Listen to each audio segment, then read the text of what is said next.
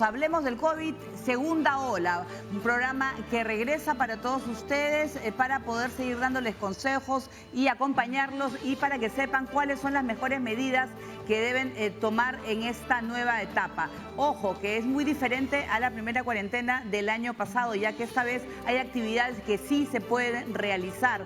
Sí hay personas que pueden salir con permisos laborales tramitados en la página del Ministerio del Interior y que pueden realizar en algunos sectores. Nosotros más adelante les vamos a comunicar quiénes son, cómo es el tema del toque de queda y también cuál es el horario en el cual ustedes pueden circular una hora, ojo, en el día y sobre todo un integrante por familia el que debe ir a comprar. Así que estamos acá. Vuelve, hablemos del COVID para darle todos los consejos y acompañarlos y asegurarnos pues que esos días usted esté bien informado. Así empieza, hablemos del COVID, segunda hora.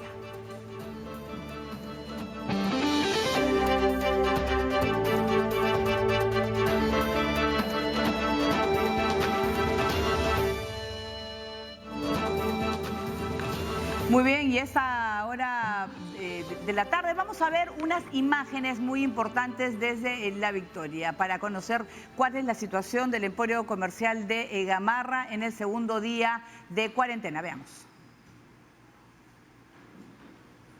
Muy bien, vamos a empezar viendo las imágenes de la situación. Eso lo hemos logrado gracias a nuestro Odón y nosotros, bueno, más adelante vamos a tener las imágenes, ¿Cómo estás, Paola? Hola. Romy. Segundo día. Sí, ¿cómo estás, Paola? Segundo día de confinamiento obligatorio y así luce Gamarra en estos momentos, ¿no? Una imagen muy distinta al primer confinamiento que se realizó el año pasado. Ahora vemos mayor número de personas transitando, muchas de ellas tienen bolsas en las manos. ¿Y por qué motivo? El tiempo que nosotros hemos estado aquí, hemos permanecido aquí en el emporio de Gamarra, hemos visto que algunos centros comerciales han estado operando a puertas cerradas. También hemos visto presencia de jaladores que muy discretamente se han ido acercando a distintos transeúntes para ofrecerles los productos. Sin embargo, también podemos ver que, por ejemplo, los bancos y algunas farmacias que hay aquí en este emporio sí están funcionando con normalidad y las personas están acudiendo. Sin embargo, aquí justamente en esta calle hay pocas personas, ¿no? En comparación de otras calles aledañas en las que hemos estado. También ha habido presencia de cambistas, ¿no? Que han estado aquí trabajando de alguna u otra manera. Sabemos que esta cuarentena es mucho más flexible, sin embargo sí hemos visto que personas no han estado manteniendo la distancia, no han estado con la mascarilla mal puesta, ¿no? Y sabemos que esto es fundamental para evitar la propagación de la COVID-19. Y bueno, por ejemplo, aquí podemos ver que esta galería Santa Lucía, ¿no? Está abierta, se le está dando información aquí, bueno, a estas personas. No sabemos exactamente si adentro todas las tiendas también están abiertas. Bueno, han hecho pasar aquí a estas dos personas. Y también vemos presencia de estibadores, que están trabajando y que están llevando y trasladando paquetes, ¿no? de telas de distintos puntos, pero este es el panorama muy distinto al confinamiento en el 2020, donde veíamos una Gamarra con poca gente que en realidad estaba desolada, Paola. De ambulantes.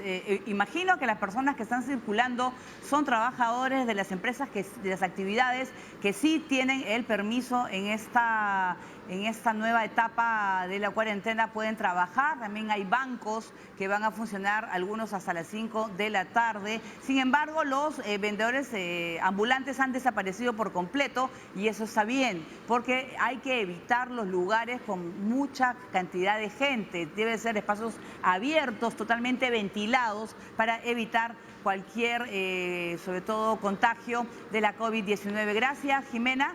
Y nosotros ahora vamos a ir a San Isidro. ¿Cómo se encuentra el centro financiero de nuestra capital? Romy Guamaní nos tiene más información, ya que si se está cumpliendo o no el aforo establecido en los bancos y sobre todo el horario de atención. ¿Cómo estás, Romy? ¿Qué tal, Paola? ¿Cómo estás? Muy buenas tardes. Efectivamente, nos encontramos en la cuadra 6 de la avenida Rivera Navarrete, corazón del Centro Financiero de San Isidro, y este es el panorama que tenemos para el inicio de lo que significa la cuarentena de 15 días nivel extremo en la ciudad de Lima. Efectivamente, los bancos están funcionando, están atendiendo de manera normal, desde las 9 de la mañana hasta las 5 de la tarde, y así lo hemos podido constatar en los letreros que estas entidades han colocado en las afueras de los establecimientos. Lo que sí es evidente, la disminución de la afluencia de público a estas entidades bancarias. Recordemos también que aquí en el Centro Financiero se ubican importantes AFPs, 22 bancos nos han indicado que se ubican en todos los alrededores de donde nos encontramos. Las AFPs también no hay presencia mayor de personas que vengan a buscar información masiva en los bancos. Ellos están ingresando, haciendo los trámites que corresponden. Ojo que sí, también el aforo ha disminuido al 40%. Nos señalaban de que hasta el día viernes, según la demanda, se podía recibir hasta un 70 o 60% el aforo en los bancos. Sin embargo, ya se está cumpliendo hoy, el lunes, 40% de aforo en cada una de estas entidades privadas. Ahora, señalarle también, Paola, que algunas personas que llegan a este punto aprovechan en poder desplazarse de repente hacia sus viviendas, centro de labores, caminando. Hemos hecho un recorrido también, los restaurantes en alrededores no están funcionando, se está cumpliendo esta disposición solo a nivel de delivery. También aquí en los alrededores, te voy a mostrar, hay algunas construcciones importantes que no se han detenido. Los trabajos de construcción siguen avanzando debido a la trascendencia de la misma. Hay algunos establecimientos como vendedores de golosinas, como este puestito que está aquí, te lo voy a mostrar. Obviamente tiene todos los permisos que corresponde, sí están funcionando. Lo que sí señalan es que no hay clientela, que entendemos es parte del cumplimiento y también del nivel de conciencia de los ciudadanos de cumplir con estas medidas que ha indicado el Ejecutivo. La seguridad está presente, la Policía Nacional está haciendo sus rondas aquí en el Centro Financiero, específicamente la unidad de Águilas Negras está brindando la protección y la seguridad que corresponde a las entidades bancarias y también a otras dependencias que se les ha indicado ser parte de estas medidas que como país nos estamos uniendo para el cumplimiento, Paola. Así es, Romy Guamaní. Lo importante sobre todo que hay sectores como el de construcción que continúa trabajando. Todos sus trabajadores han debido solicitar sobre todo un permiso laboral, el cual lo presentan ante las autoridades. Primero, ahora a esta hora de la tarde vamos a ver imágenes captadas por nuestro dron en la estación Naranjal del Metropolitano esta mañana, en el segundo día de confinamiento. Gran número de ciudadanos, como estamos viendo, forman cola para abordar cada una de las unidades del Metropolitano, pero manteniendo distancia social. Un número mucho menor comparado con otros días, ¿no? Ahí están resguardados por el ejército peruano. Sobre todo lo que se ha querido es un mayor control. Se puede circular desde las 6 de la mañana y las personas que deben acudir a sus centros de labores y que tienen permiso, porque hay muchas actividades que pueden continuar funcionando en nuestro país. Y como vemos, pues las personas en orden realmente, comparado con días, pues creo que se ha cumplido de manera muy ordenada y cívica por parte de los pobladores, de los vecinos de cerca a la estación Naranjal del Metropolitano. Bien, vamos a ver ahora también otras imágenes en la avenida Caquetá, donde vamos a ver un tránsito más fluido. Vamos a seguir, esas son las imágenes. El panorama se mantiene de momento sin aglomeraciones ni congestión vehicular, ¿no? Realmente increíble comparado pues con la semana pasada, ¿no?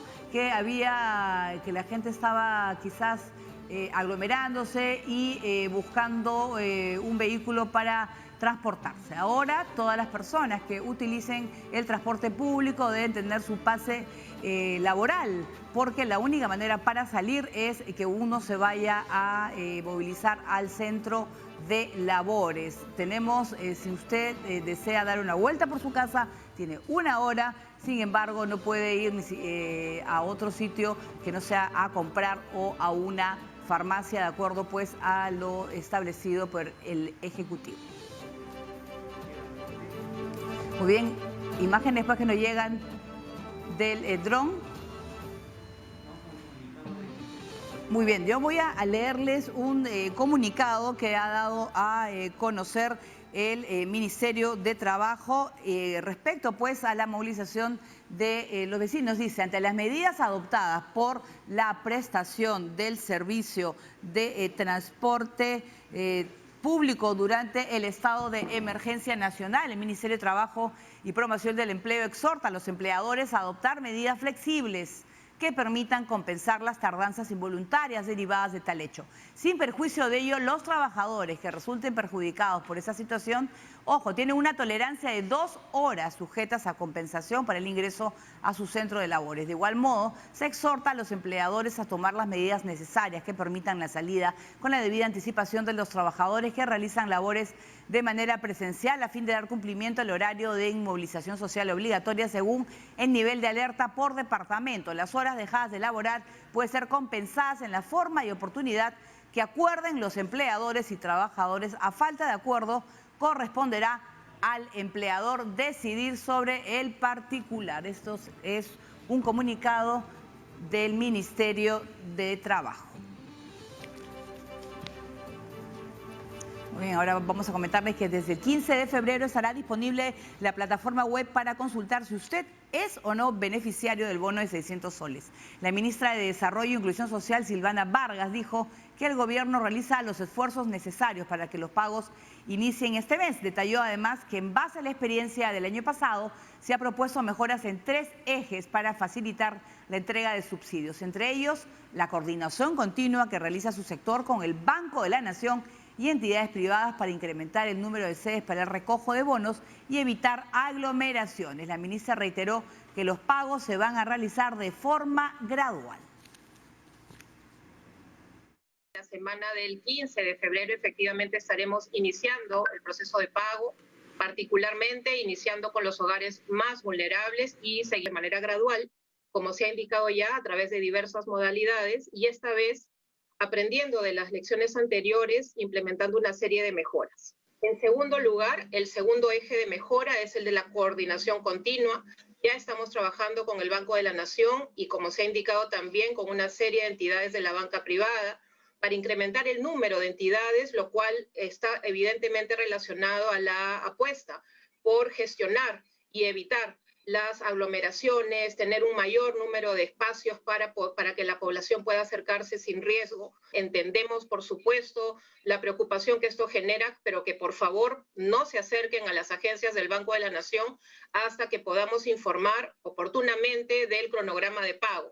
Todo eso va a estar disponible a partir de la quincena de febrero.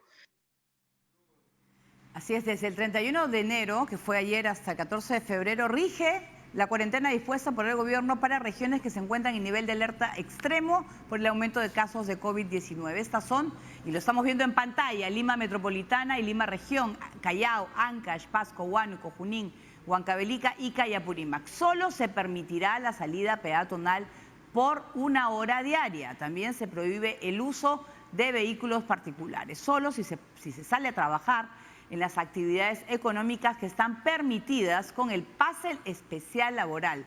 Por ejemplo, si necesita alguna atención urgente médica, de emergencia, por encontrarse en grave riesgo o para adquirir medicamentos o productos de primera necesidad. Estamos viendo aquí las restricciones, nivel extremo del 31 de enero al 14 de febrero y sobre todo depende de nosotros que si se cumplen todas las medidas necesarias sea hasta esa fecha. Bien, vamos ahora a ver pues que el aforo al 100%, ya que no se va a recibir público, ojo, en casinos, en tragamonedas, gimnasios, artes escénicas, iglesias. No hay del 31 de enero al 14 de febrero. Tampoco el aforo al 0%. No van a abrir bibliotecas, museos, monumentos arqueológicos, centros culturales, zoológicos, clubes deportivos y peluquerías, que tanto se preguntaban algunas señoras. No van a abrir. Tampoco no podrán recibir clientela, solo delivery, restaurantes, centros comerciales y tiendas por departamento. Se permite delivery en los conglomerados. Ahora veamos el aforo al 40%, es decir, solo atenderán hasta las 6 de la tarde, mercados, supermercados, bodegas, farmacias y bancos. Seguimos con las medidas, sobre todo que rigen aquí en Lima. Vamos ahora a conocer a través de un comunicado del Ministerio de Transportes y Comunicaciones, se señala que se suspende la entrega de licencias de conducir en Lima Metropolitana, por lo que no habrá atención en las sedes de Orrego en el cercado de Lima y Lince, así como en los servicios MAC de Lima Norte, Lima Este y Lima Sur. Las personas con cita entre el 1 y 14 de febrero se van a reprogramar a una nueva fecha y se va a comunicar por medio de llamada telefónica, mensaje de texto y un correo electrónico. También informan que solo se comunicarán con los usuarios desde los siguientes números. Presta atención y por favor los anota que van a salir en pantalla. 981-231-798, 955-472-465, 391-565, 981-251-362. Se suspende la entrega de licencias por lo pronto hasta el 14 de febrero.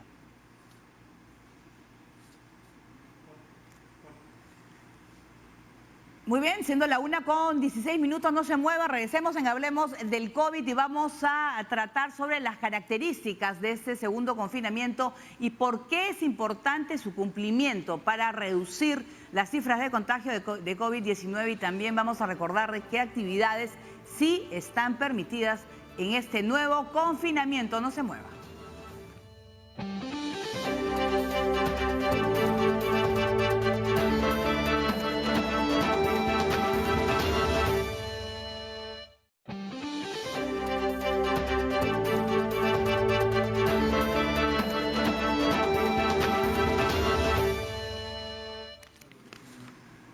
Muy bien, continuamos en Hablemos del COVID, segunda ola, y sobre todo vamos a conversar de la importancia de cumplir con todas las disposiciones dispuestas por el Ejecutivo. Hay que quedarnos en casa, solo salir si es necesario, si debemos ir a comprar, ir a la farmacia o alguna emergencia médica en casa. Sobre todo depende de nosotros cuidarnos, evitar sitios con aglomeraciones, para no seguir contagiándonos. Es muy importante ser empáticos, pensar en nosotros, en nuestra familia y sobre todo en nuestro país, y este confinamiento sea solamente hasta el 14 de febrero. Muy bien, nosotros ahora vamos a continuar con la presidenta del Consejo de Ministros, Violeta Bermúdez, que aseguró que el gobierno de transición espera poder vacunar entre 10 y 15 millones de peruanos y peruanas ante el primer semestre del año, pero dependerá de que se cumplan las fechas y los acuerdos de adquisición de vacunas en curso. La funcionaria indicó que a dichos cumplimientos también está sujeta la vacunación de los miembros de mesa. Bermúdez agregó que pedirá al Ministerio de Salud un sinceramiento sobre la cifra de fallecidos que ha provocado la COVID-19 en esta segunda ola. Una aspiración realista sería, por lo menos, esperamos, hacia finales ya del gobierno de transición y de emergencia, poder vacunar al menos a unas, no sé, entre 10 y 15 millones de personas. Nosotros quisiéramos que fueran más, de repente son más, pero no me aventuraría a dar una cifra mientras no tenemos los contratos plenamente culminados. Dentro del Plan Nacional de Vacunación hay 3 fases y en el grupo de la primera fase, vamos a decir el último subgrupo, son los miembros de mesa. Entonces, si tenemos las vacunas oportunamente, evidentemente ellos tendrían que ser vacunados, ¿no? Todo va a depender de la confirmación de las fechas en que nos llegarían estas vacunas. Hemos pedido al Ministerio de Salud hacer un nuevo esfuerzo para sincerar, pero sobre todo para que la población sepa claramente cuántas personas habrían fallecido potencialmente por esta enfermedad.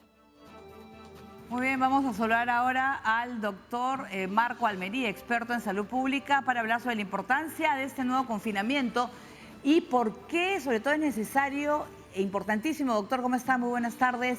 Que los peruanos cumplamos con quedarnos en casa. ¿Cómo estás? Hola, ¿cómo estás tú? Muy buenas tardes. Lo mismo a todos los televidentes. Muy importante esta cuarentena que estamos llevando adelante. Es trascendente, porque de esta cuarentena depende incluso lo que va a pasar el resto del año.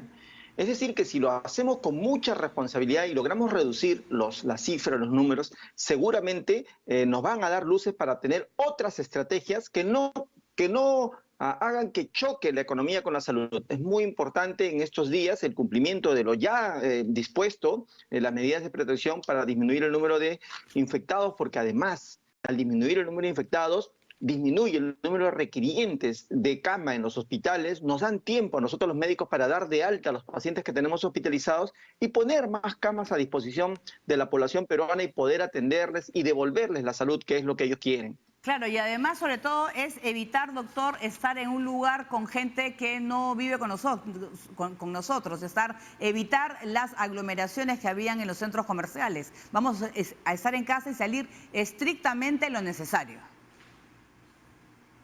Así es, 1 hora por día que responsablemente cada uno de nosotros tenemos que controlarnos desde las 6 de la mañana hasta las 6 de la tarde, y nosotros creemos que con el apoyo de todos los peruanos se puede llevar adelante esta disminución en el número de infectados. Ya sabemos todos que no hay camas en UCI, que no hay camas en hospitalización, que las emergencias están llenas de pacientes. También sabemos que tenemos variantes en el Perú, variantes del coronavirus. También ya sabemos que ya no solamente afecta a las personas mayores, a las que llamábamos vulnerables, ahora también afecta a jóvenes, adultos. Ya sabemos además que antes demoraba en evolucionar desde el primer síntoma hasta la UCI, 21 días en promedio, y que hoy lo hacen 10 días, en 11 días. Es decir, el panorama es más difícil, pero sin embargo, también la población peruana y nosotros los médicos tenemos un background que hemos aprendido a lidiar contra el virus. La gente ya sabe que la mascarilla, por ejemplo, es muy importante. La gente ya le encontró valor a lavarse la mano, a usar alcohol gel. La gente ya encontró valor al distanciamiento social, a usar bien la mascarilla. Entonces, estamos en una guerra, esta es una situación de guerra en la que tenemos que tener un comportamiento responsable y hacer buen uso de las armas que ya tenemos y que hemos aprendido, pueden ayudar a combatir el avance de la pandemia. Sí, doctor, por ejemplo, un consejo a una familia: la mamá y los hijos se quedan en casa, sin embargo el padre forma parte de una de las actividades que sí puede salir. ¿Qué debe hacer el papá cuando regresa a casa? Bueno, importante, el papá durante la estancia fuera de la casa tiene que estar vigilando que no se ha expuesto, que no ha conversado con otra persona que esté tosiendo, con otra persona que esté con fiebre, porque si ha tenido ese contacto, él tiene que saber que es probable que esté llevando el coronavirus. En ese caso sí que tendrá que retirarse toda la ropa, los zapatos, las cosas que estuvo en contacto con esta persona fuera del hogar, y además darse una buena ducha y mantener la distancia con el resto de los integrantes de la familia, además de comer sano, porque ya hemos dicho que lo va a ayudar a este señor a salir de una probable infección es su sistema inmunológico, y hay que potenciarlo. Proteínas, frutas, verduras, ya lo hemos dicho, la gente lo sabe y muchos ciertamente lo están haciendo. Entonces, el autoaislamiento, el mantener el distanciamiento social, el abrir la ventana de las casas, las puertas, que circule el aire, que haya un recambio del volumen del aire. Así es, evitar los cuartos cerrados con aglomeraciones de personas. Entonces, es muy importante que el padre de familia que salió a la calle, si sabe que se expuso, pues entonces mantener los cuidados en la casa, así es. Además, lavarse bien las manos, limpiarse, bañarse antes de poder acercarse a las zonas comunes. Hablemos del tema de la ventilación, de los espacios ventilados, importantísimo en nuestras viviendas, en los lugares donde estamos.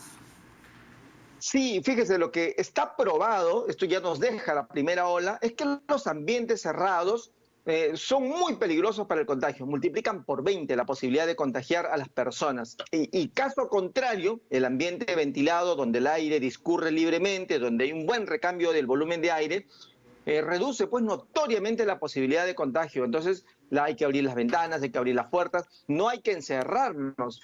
No es verdad que el virus llega con el aire, eso no es cierto. El virus llega con las personas, entonces no hay ningún problema de abrir las ventanas, y si tenemos un patio, preferir pues allí tomar el desayuno, por ahí almorzar, procurar los ambientes que están ventilados para así disminuir la posibilidad del contagio. Y además, sobre todo, no está de mal exagerar, no sé si duplicar toda nuestra medida de limpieza, ¿no? De limpieza en casa. Hay personas, incluso no sé si está bien, que los zapatos que utiliza limpia hasta la suela.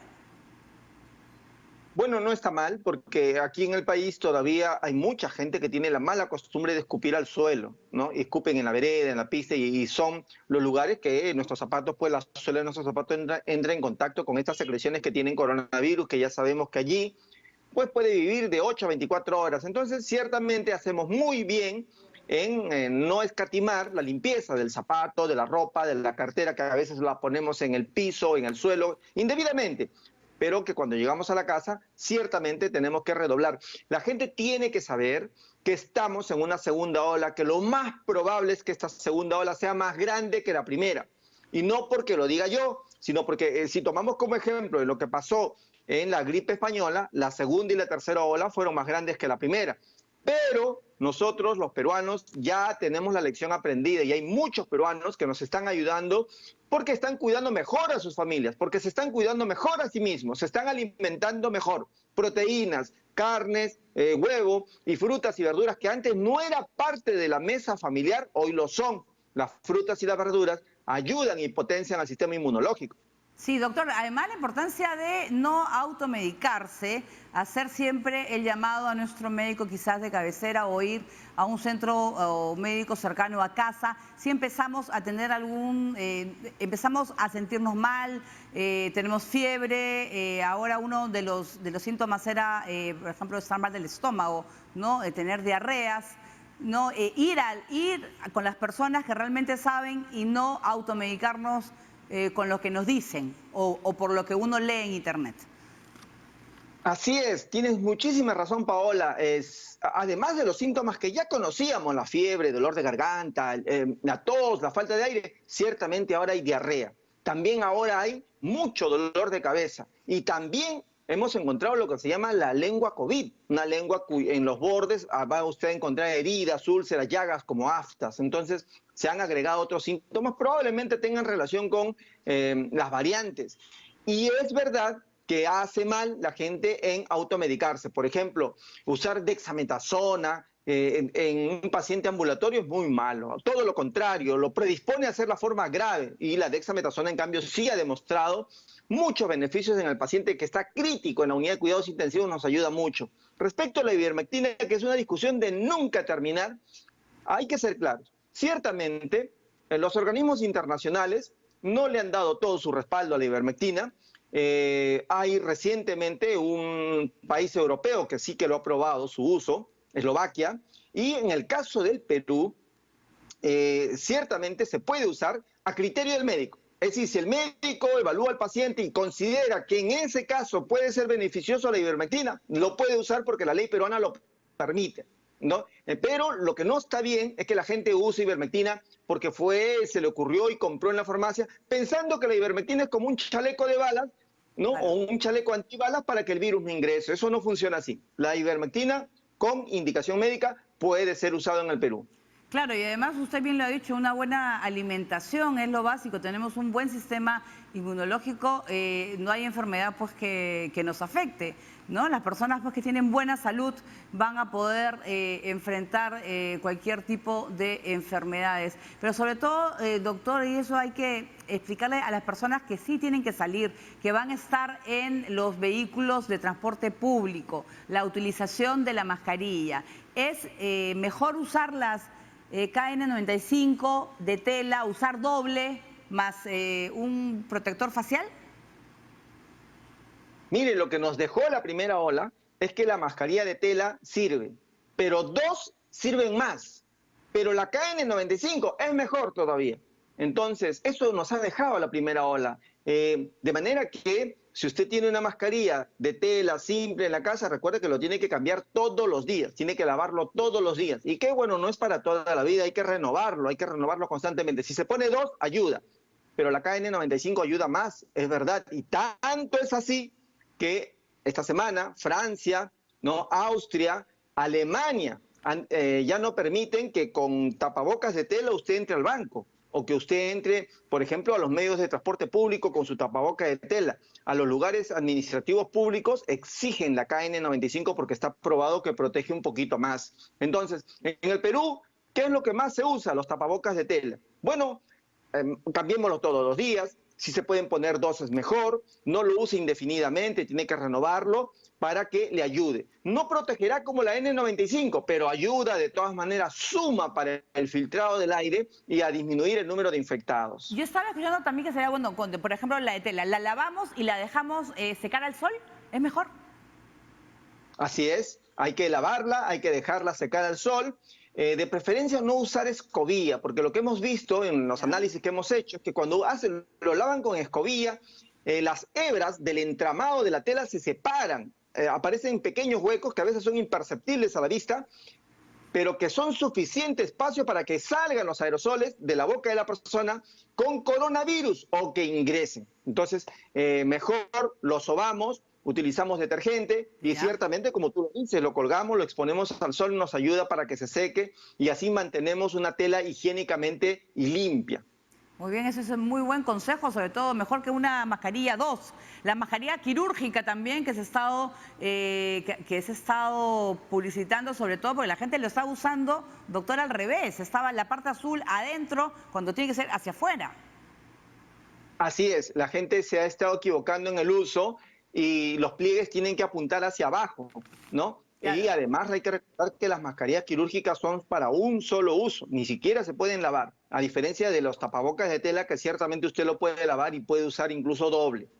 Muy bien, doctor. Quisiera agradecerle pues por esos consejos. Nosotros nos podemos comunicar con usted en cualquier momento con los consejos que debe tener en cuenta la población. Muchas gracias. Muy buenas tardes. Muy bien, nosotros hacemos una breve pausa. No se muevan, amigos, en esta nueva etapa de Hablemos del COVID, segunda ola. Vamos a regresar que cómo funciona la teleatención y el telemonitoreo de pacientes. Servicio que se ha incrementado y va a continuar este año debido a la pandemia. Y también se iniciaron los ensayos de fase 3 de la nueva vacuna contra la COVID en nuestro país. Volvemos con más información.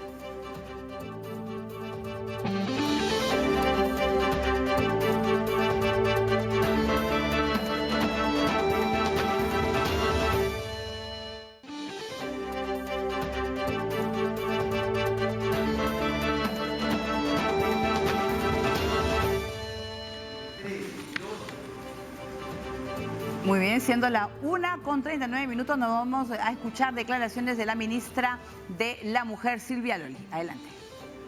Lo que hemos conseguido ahora es que se apruebe en la ley de presupuesto un fondo de 24 millones y esta semana está saliendo un decreto de urgencia que nos habilita legalmente la entrega de ese bono.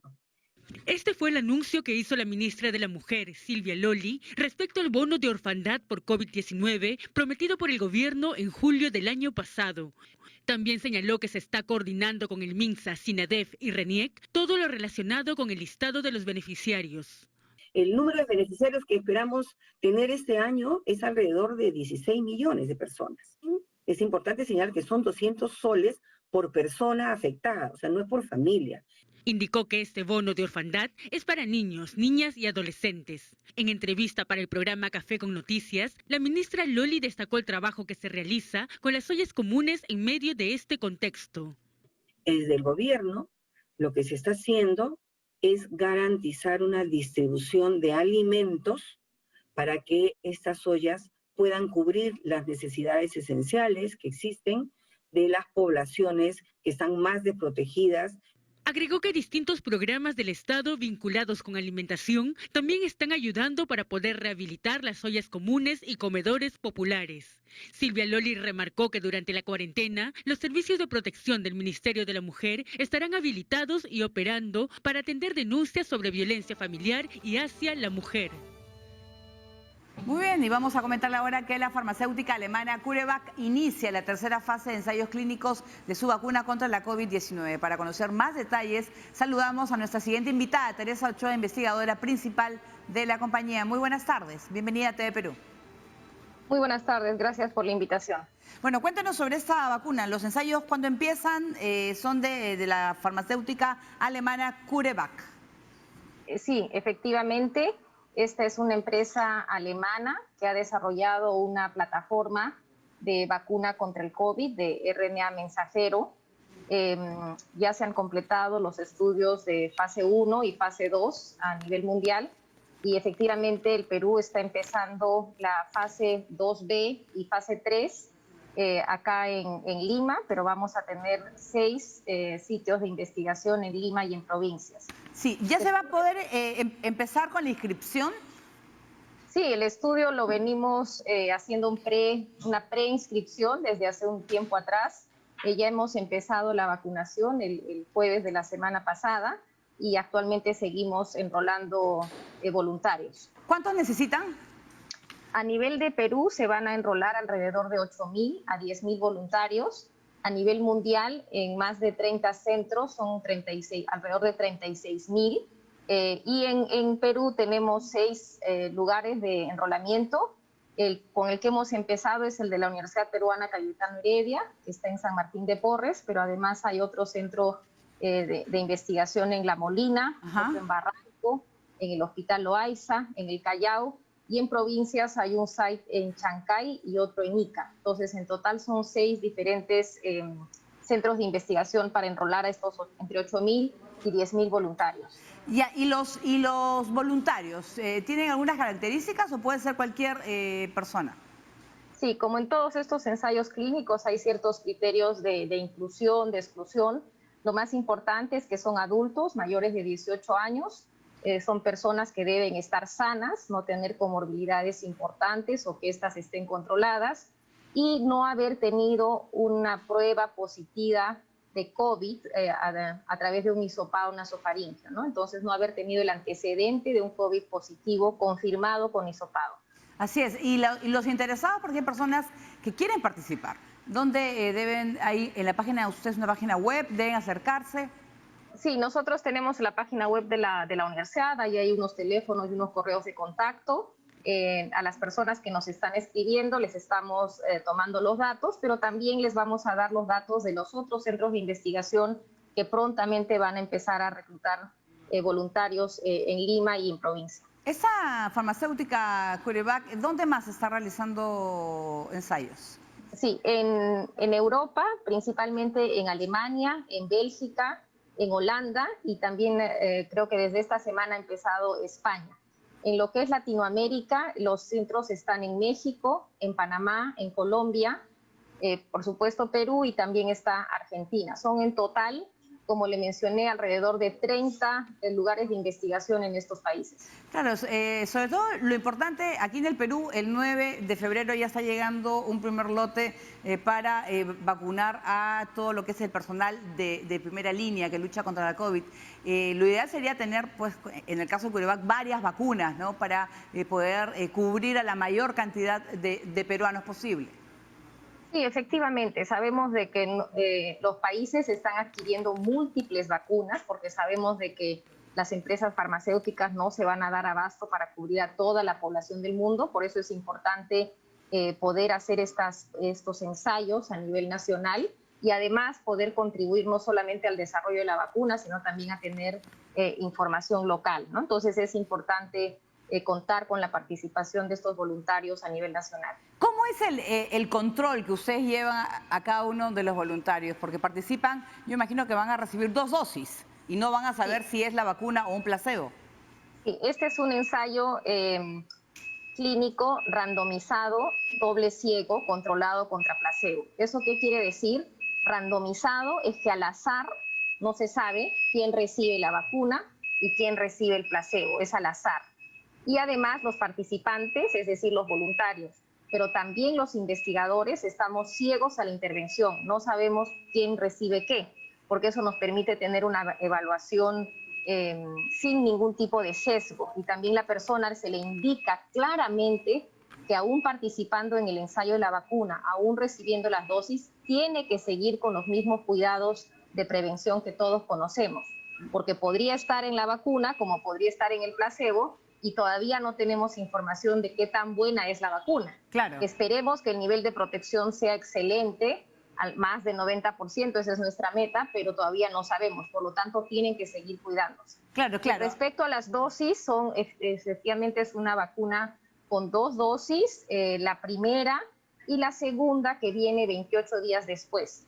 Adicionalmente, los voluntarios se les pide que acepten cuando deciden participar en el estudio, que haya un acompañamiento muy cercano, porque se tienen que hacer llamadas telefónicas, se tienen que hacer visitas al centro de investigación para saber cómo va la evolución de sus títulos de anticuerpos que van produciendo. Correcto. Y adicionalmente, obviamente lo más importante es poder captar los casos tempranamente de COVID que se podrían desarrollar, porque recordemos que lo que estamos buscando es la prevención, pero para justamente demostrar que estamos previniendo COVID tenemos que comparar los casos entre los grupos de la vacuna y el grupo del placebo, ¿no? Por eso es importante que se haga ese seguimiento y ese acompañamiento muy cercano que va a ir por lo menos hasta 13 meses y muy probablemente un año adicional. Así es, muchas gracias. Pues sobre todo quiero agradecer a Teresa Ochoa, pues de la líder de investigación de ensayos clínicos de la vacuna de CureVac, que esta semana pues se va a implementar en nuestro país con 10.000 voluntarios. Muy bien, nosotros vamos a hacer una breve pausa, no se mueva, que vamos a regresar con importancia de la teleconsulta, ahora que se está implementando en nuestro sistema de salud y la importancia de la digitalización en el país. Volvemos.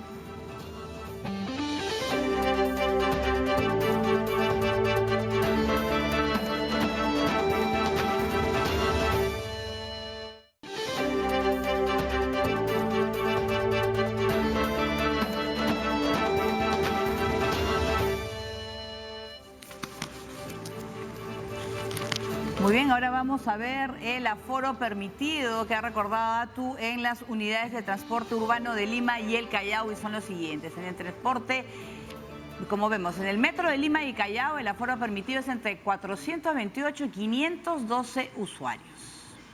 El servicio de taxi es 2 pasajeros en la parte posterior y copiloto con protector facial, ¿no? Sobre todo 2 pasajeros en la parte posterior y el copiloto. Y no olvide que para viajar en transporte público es importante respetar las medidas de bioseguridad, además de su mascarilla, su protector facial, y si es doble mascarilla, mucho mejor. Muy bien, ahora vamos a saludar a nuestra siguiente invitada, la doctora Liliana Cárdenas, vocera del MINSA, sobre la telemedicina y teleconsulta. Antes pues uno tenía que ir al hospital o clínica y hacer su cola y esperar y poder reunirse con el médico a tratar. Ahora no, ahora puede hacer las consultas vía WhatsApp o depende de la aplicación que usted acuerde con el doctor. Eso ayuda muchísimo que tanto se proteja el médico como la protección del paciente que permanece en casa. Doctora, ¿cómo está? Muy buenas tardes. ¿Cómo está, Paola? Muy buenas tardes. A toda su audiencia también. ¿Cómo ha aumentado el tema de la telemedicina? Habían personas que quizás no se acostumbraban o les era muy difícil adaptarse. Efectivamente, antes de la pandemia, nosotros ya veníamos realizando actividades de telemedicina a nivel nacional y como tú dices, no solamente los pacientes, sino también el personal de salud no estaba tan acostumbrado. A partir de la pandemia, nosotros hemos aumentado más de 6.000% las atenciones por telemedicina, de cualquier tipo, sea por teléfono o sea también a través de una videoconferencia o una videollamada. Son diferentes modalidades de telemedicina, pero al disminuir el número de infectados, disminuye el número de requirientes de cama en los hospitales, nos dan tiempo a nosotros los médicos para dar de alta a los pacientes que tenemos hospitalizados y poner más camas a disposición de la población peruana y poder atenderles y devolverles la salud, que es lo que ellos quieren. Claro, y además, sobre todo, es evitar, doctor, estar en un lugar con gente que no vive con nosotros, evitar las aglomeraciones que habían en los centros comerciales. Vamos a estar en casa y salir estrictamente lo necesario. Así es, 1 hora por día que responsablemente cada uno de nosotros tenemos que controlarnos desde las 6 de la mañana hasta las 6 de la tarde, y nosotros creemos que con el apoyo de todos los peruanos se puede llevar adelante esta disminución en el número de infectados. Ya sabemos todos que no hay camas en UCI, que no hay camas en hospitalización, que las emergencias están llenas de pacientes.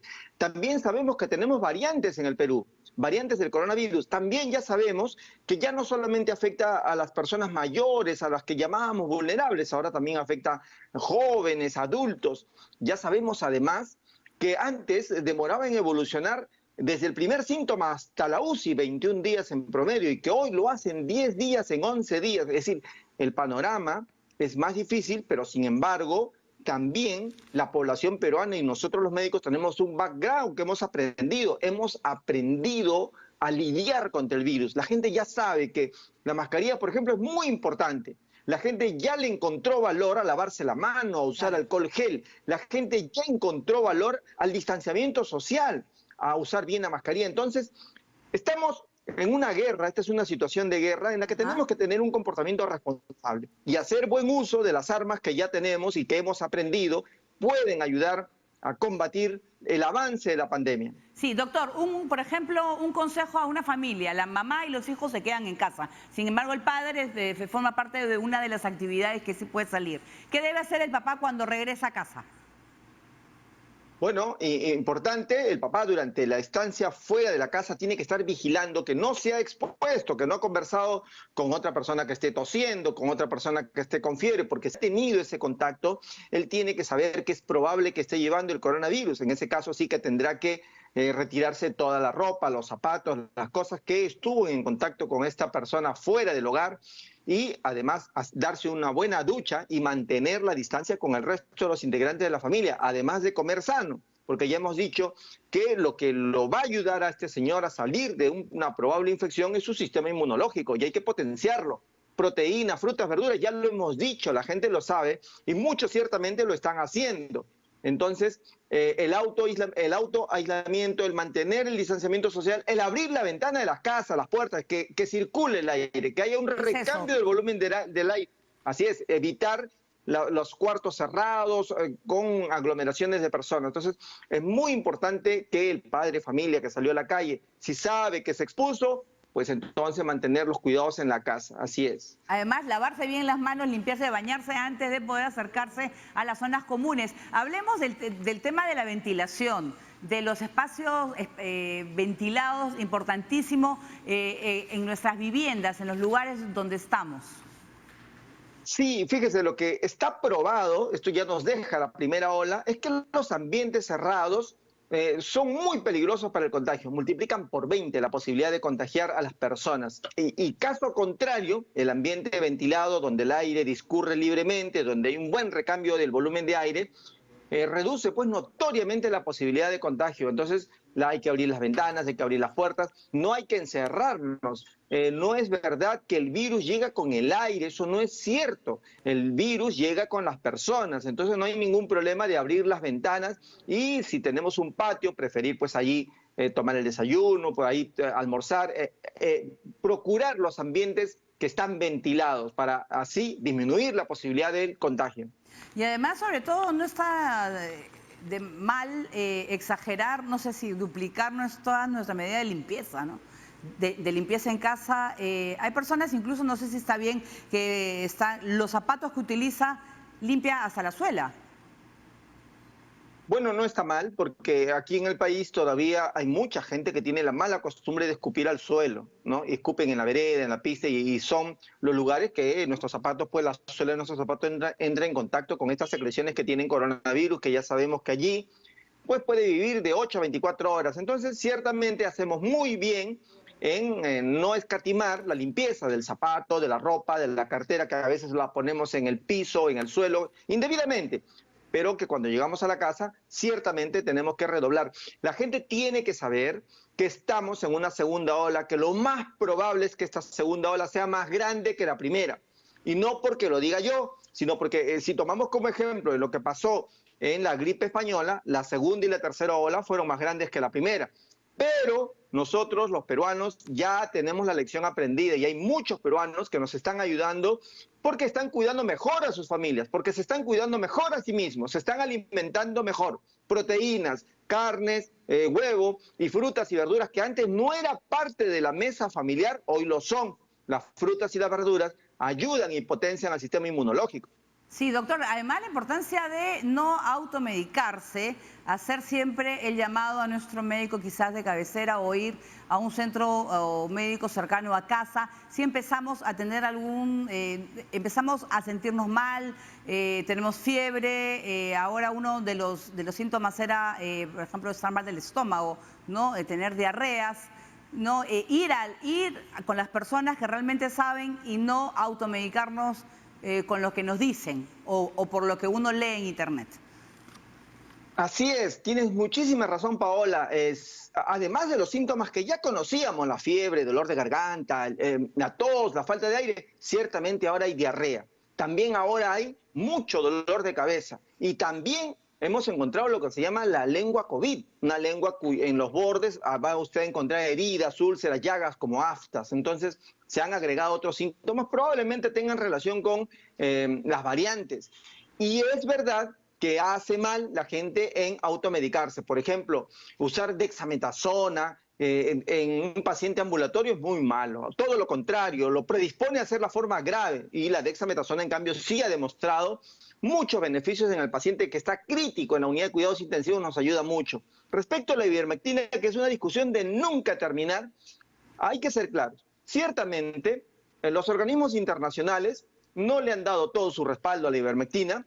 Hay recientemente un país europeo que sí que lo ha aprobado su uso, Eslovaquia, y en el caso del Perú, ciertamente se puede usar a criterio del médico. Es decir, si el médico evalúa al paciente y considera que en ese caso puede ser beneficioso la ivermectina, lo puede usar porque la ley peruana lo permite, ¿no? Pero lo que no está bien es que la gente use ivermectina porque se le ocurrió y compró en la farmacia pensando que la ivermectina es como un chaleco de balas, ¿no? O un chaleco antibalas para que el virus no ingrese. Eso no funciona así. La ivermectina con indicación médica puede ser usado en el Perú.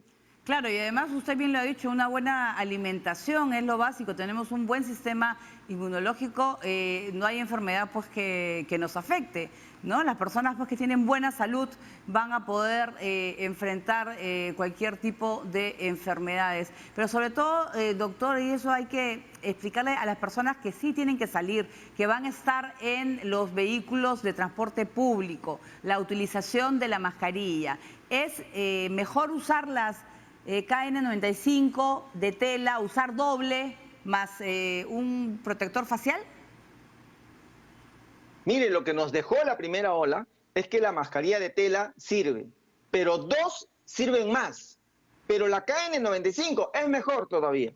Entonces, eso nos ha dejado la primera ola. De manera que si usted tiene una mascarilla de tela simple en la casa, recuerde que lo tiene que cambiar todos los días, tiene que lavarlo todos los días. Y que bueno, no es para toda la vida, hay que renovarlo constantemente. Si se pone 2, ayuda, pero la KN95 ayuda más, es verdad. Y tanto es así que esta semana Francia, ¿no? Austria, Alemania ya no permiten que con tapabocas de tela usted entre al banco o que usted entre, por ejemplo, a los medios de transporte público con su tapabocas de tela. A los lugares administrativos públicos exigen la KN95 porque está probado que protege un poquito más. Entonces, en el Perú, ¿qué es lo que más se usa? Los tapabocas de tela. Bueno, cambiémoslo todos los días. Si se pueden poner 2 es mejor, no lo use indefinidamente, tiene que renovarlo para que le ayude. No protegerá como la N95, pero ayuda de todas maneras, suma para el filtrado del aire y a disminuir el número de infectados. Yo estaba escuchando también que sería bueno, por ejemplo, la de tela, ¿la lavamos y la dejamos secar al sol? ¿Es mejor? Así es, hay que lavarla, hay que dejarla secar al sol. De preferencia no usar escobilla, porque lo que hemos visto en los análisis que hemos hecho es que cuando lo lavan con escobilla, las hebras del entramado de la tela se separan, aparecen pequeños huecos que a veces son imperceptibles a la vista, pero que son suficiente espacio para que salgan los aerosoles de la boca de la persona con coronavirus o que ingresen. Entonces, mejor lo sobamos, utilizamos detergente y ciertamente, como tú dices, lo colgamos, lo exponemos al sol, nos ayuda para que se seque y así mantenemos una tela higiénicamente limpia. Muy bien, ese es un muy buen consejo, sobre todo mejor que una mascarilla 2. La mascarilla quirúrgica también que se ha estado publicitando, sobre todo porque la gente lo está usando, doctor, al revés. Estaba la parte azul adentro cuando tiene que ser hacia afuera. Así es, la gente se ha estado equivocando en el uso y los pliegues tienen que apuntar hacia abajo, ¿no? Claro. Y además hay que recordar que las mascarillas quirúrgicas son para un solo uso, ni siquiera se pueden lavar, a diferencia de los tapabocas de tela que ciertamente usted lo puede lavar y puede usar incluso doble. Muy bien, doctor. Quisiera agradecer después por esos consejos. Nosotros nos podemos comunicar con usted en cualquier momento con los consejos que debe tener en cuenta la población. Muchas gracias. Muy buenas tardes. Muy bien, nosotros hacemos una breve pausa. No se muevan, amigos, en esta nueva etapa de Hablemos del COVID, segunda ola. Vamos a regresar que cómo funciona la teleatención y el telemonitoreo de pacientes. Servicio que se ha incrementado y va a continuar este año debido a la pandemia. Y también se iniciaron los ensayos de fase 3 de la nueva vacuna contra la COVID en nuestro país. Volvemos con más información.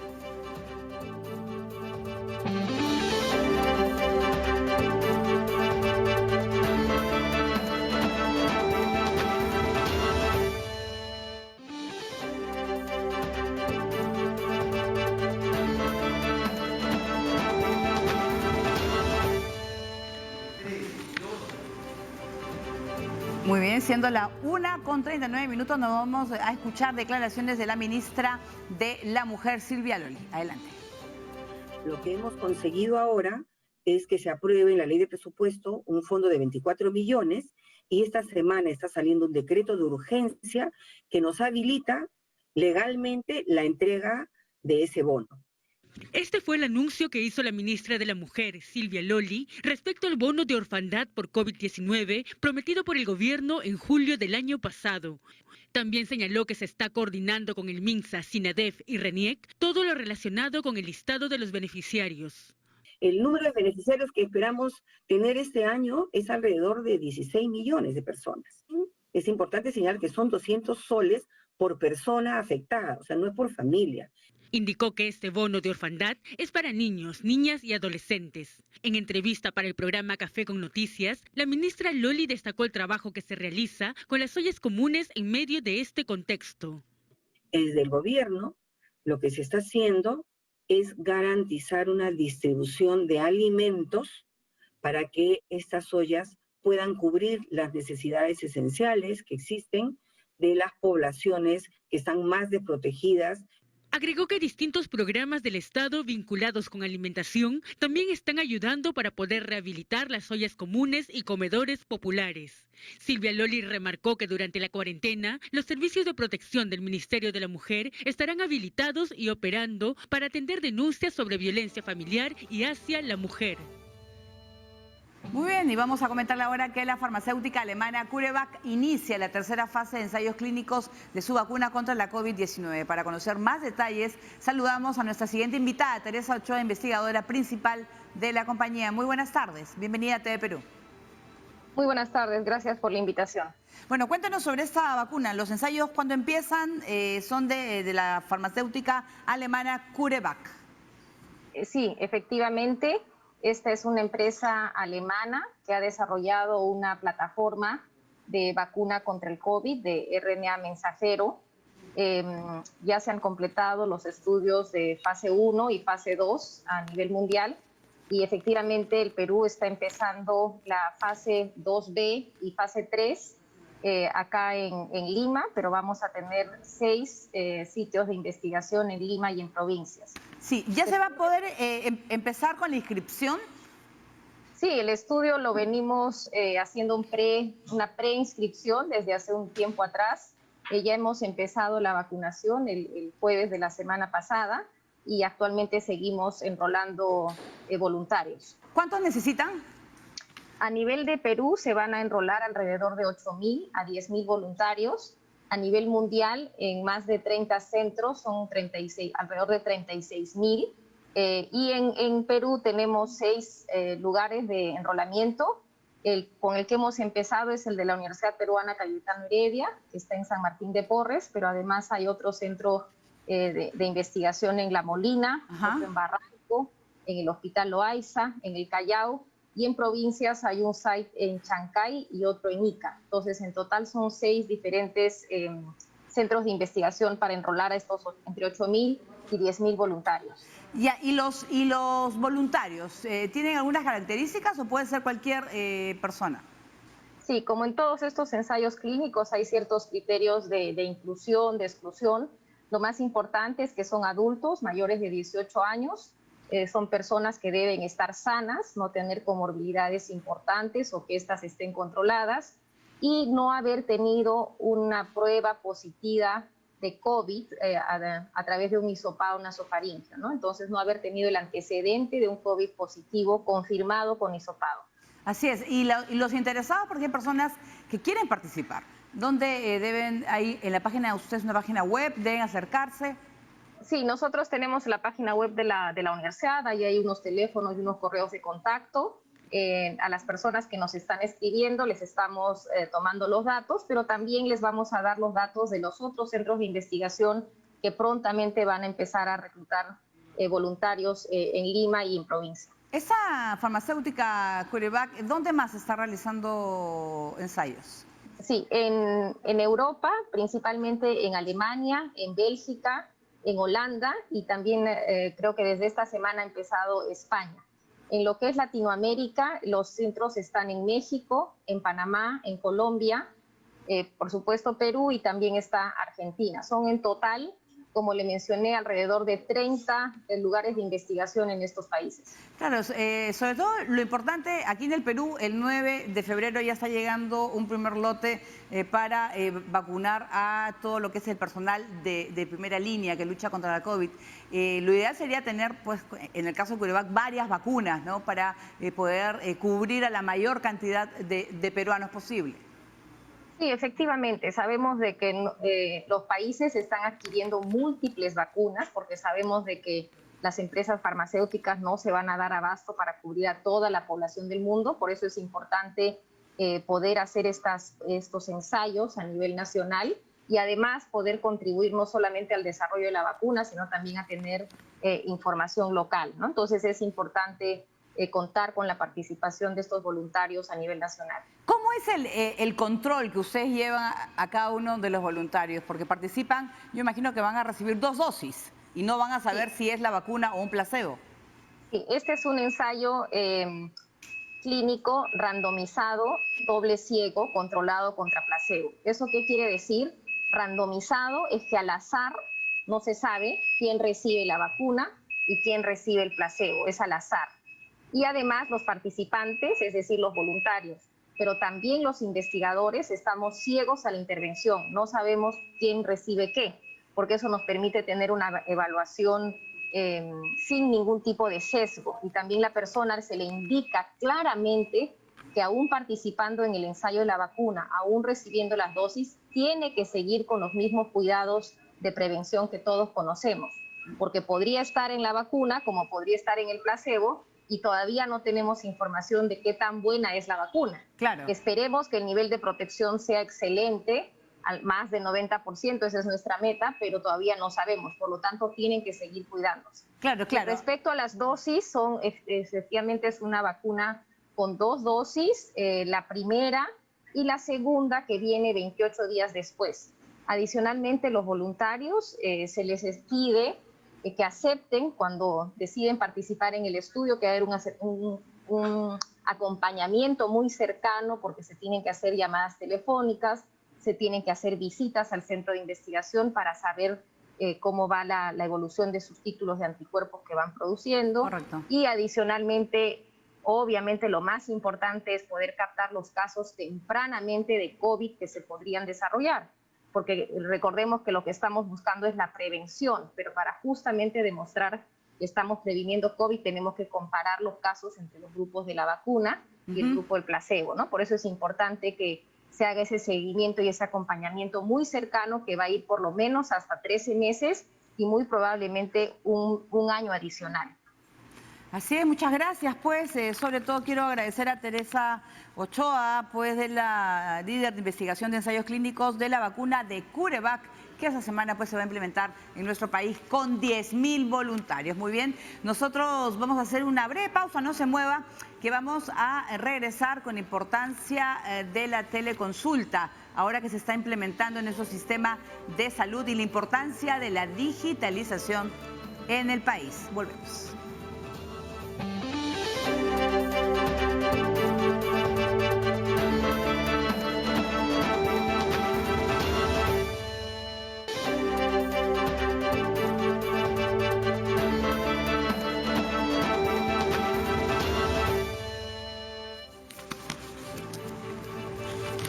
Muy bien, ahora vamos a ver el aforo permitido que ha recordado ATU en las unidades de transporte urbano de Lima y el Callao, y son los siguientes. En el transporte, como vemos, en el metro de Lima y Callao el aforo permitido es entre 428 y 512 usuarios. El servicio de taxi es 2 pasajeros en la parte posterior y copiloto con protector facial, ¿no? Sobre todo 2 pasajeros en la parte posterior y el copiloto. Y no olvide que para viajar en transporte público es importante respetar las medidas de bioseguridad, además de su mascarilla, su protector facial, y si es doble mascarilla, mucho mejor. Muy bien, ahora vamos a saludar a nuestra siguiente invitada, la doctora Liliana Cárdenas, vocera del MINSA sobre la telemedicina y teleconsulta. Antes pues uno tenía que ir al hospital o clínica y hacer su cola y esperar y poder reunirse con el médico a tratar. Ahora no, ahora puede hacer las consultas vía WhatsApp o depende de la aplicación que usted acuerde con el doctor. Eso ayuda muchísimo que tanto se proteja el médico como la protección del paciente que permanece en casa. Doctora, ¿cómo está? Muy buenas tardes. ¿Cómo está, Paola? Muy buenas tardes. A toda su audiencia también. ¿Cómo ha aumentado el tema de la telemedicina? Habían personas que quizás no se acostumbraban o les era muy difícil adaptarse. Efectivamente, antes de la pandemia, nosotros ya veníamos realizando actividades de telemedicina a nivel nacional y como tú dices, no solamente los pacientes, sino también el personal de salud no estaba tan acostumbrado. A partir de la pandemia, nosotros hemos aumentado más de 6.000% las atenciones por telemedicina de cualquier tipo, sea por teléfono o sea también a través de una videoconferencia o una videollamada. Son diferentes modalidades de telemedicina, pero la población, al requerir las atenciones de salud, busca los medios de comunicarse con un profesional de la salud y a la vez cuidarse y evitar exponerse. Por eso es que han aumentado muchísimo esos servicios a nivel nacional. Además, doctora, sobre todo a veces piensan que no, la doctora me tiene que ver, me tiene que revisar, me tiene que tocar. Eso no es necesario, ¿no? A menos que sea una emergencia. Hay situaciones en las que, como bien dices, son necesarias que uno sea examinado, cuando, por ejemplo, tiene que oír, escuchar el murmullo vesicular o la respiración del paciente, o que tenga que tener una intervención quirúrgica. Claro.